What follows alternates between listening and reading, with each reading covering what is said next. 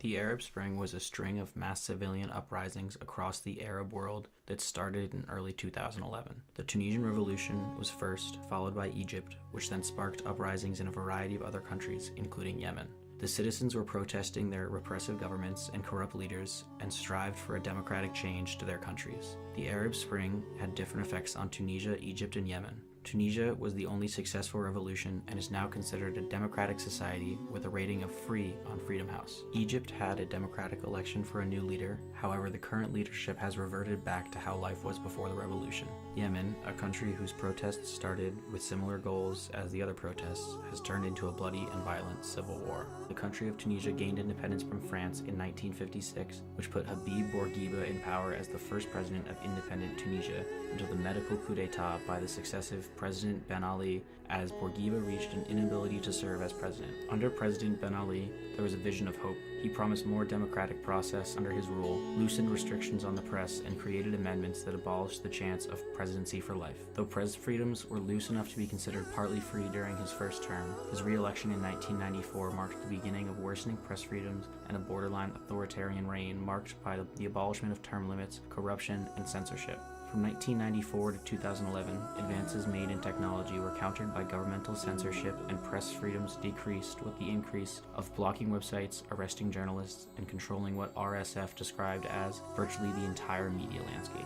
Apart from state broadcast channels, there were a handful of private stations that existed, majority of which were owned by close friends and family of President Ben Ali, allowing a partially indirect style of control over the information shared. The channels that were truly independent from President Ben Ali would self-censor their content over fear of experiencing the same treatment as journalists. Journalists were harassed and beaten and imprisoned for publishing content that was deemed offensive to the government, military, or even one negative sentence about President Ben Ali or his family. As the use of the internet expanded through Tunisia, many of these journalists began creating online blogs to share their information, yet still faced trouble. The Tunisian government would police their internet cafes, ban the IP addresses of journalists, and block access to websites such as Freedom House, Amnesty International, Reporters Without Borders, and other websites that posted content of potential human rights violations within Tunisia. By 2010, the lack of press freedoms and harassment of independent journalists led Amnesty International to label Tunisia as one of the most modern but repressive countries in the Arab world. The Tunisian Revolution began when a 26-year-old man named Mohamed Bouazizi set himself on fire as a demonstration to protest the widespread unemployment, corruption, and political repression that was occurring in Tunisia. This act of self-immolation was captured with mobile phones by many civilians, whose videos and pictures of Bouazizi were spread across the world on Facebook pages, Twitter feeds, YouTube, and many other online platforms, which encouraged thousands of other Tunisians to start protests in their regions as well.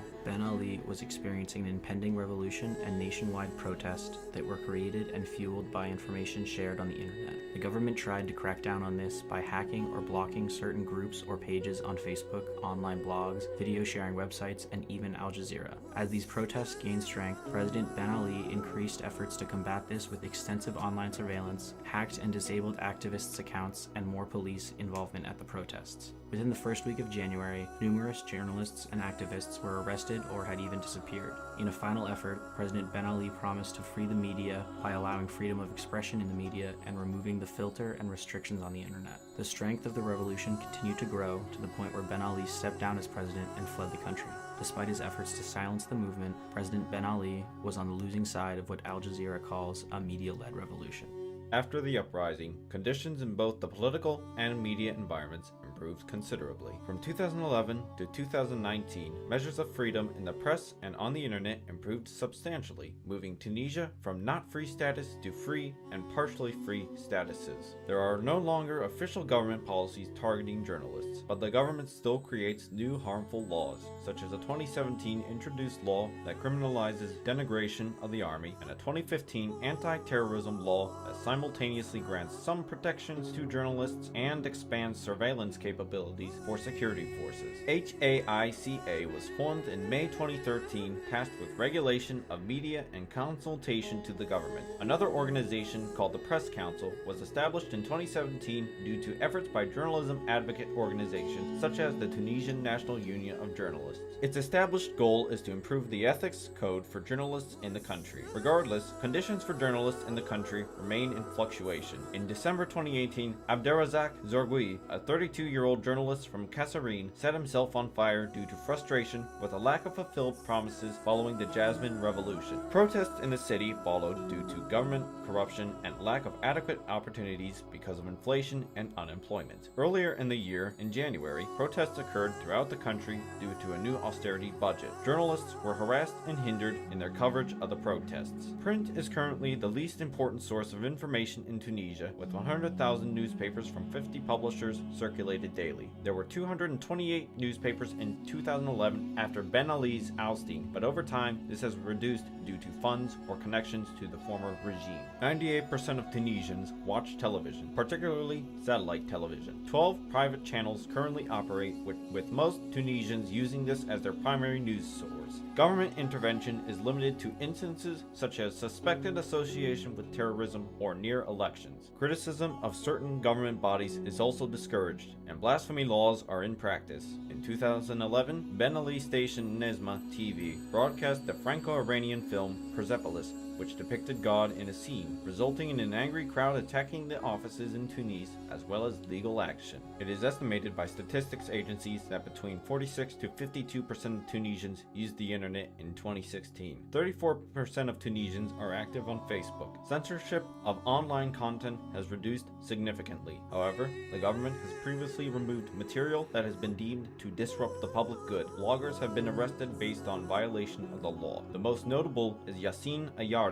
a blogger and elected member of the parliament who has been sentenced twice in 2018 and previously in 2014 to prison time for mocking military officers. Although Tunisia still has some progress to make in journalistic freedom, it has advanced in a positive direction compared to many of its neighbors in the region.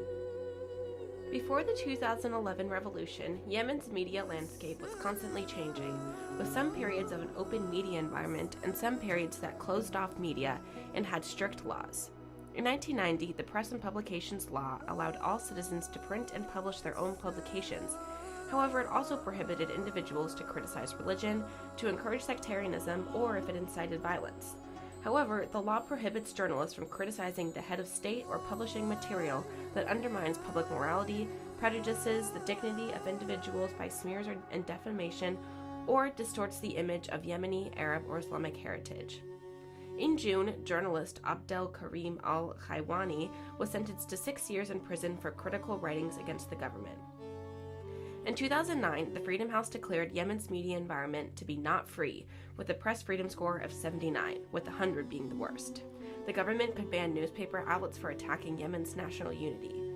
The Ministry of Information controls all of the printing presses throughout the country and also controls advertising subsidies. The government regularly blocked and filtered the internet. They blocked websites they considered religiously immoral or opposed the political viewpoints of the government. Just as popular uprisings occurred across the Middle East in early 2011, Yemen also experienced a period of massive civilian uprisings against the government. The protests turned violent and many protesters were killed. According to Freedom House, the Yemeni government increased their censoring and tightened their grip over the southern media in 2011 and 2012.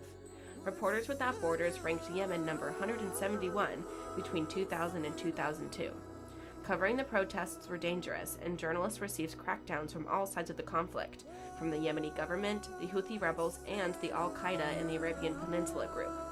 Controlling the media was a way that the Yemeni government tried to remain in power, however unsuccessfully due to the Houthi rebel takeover of the capital in 2015.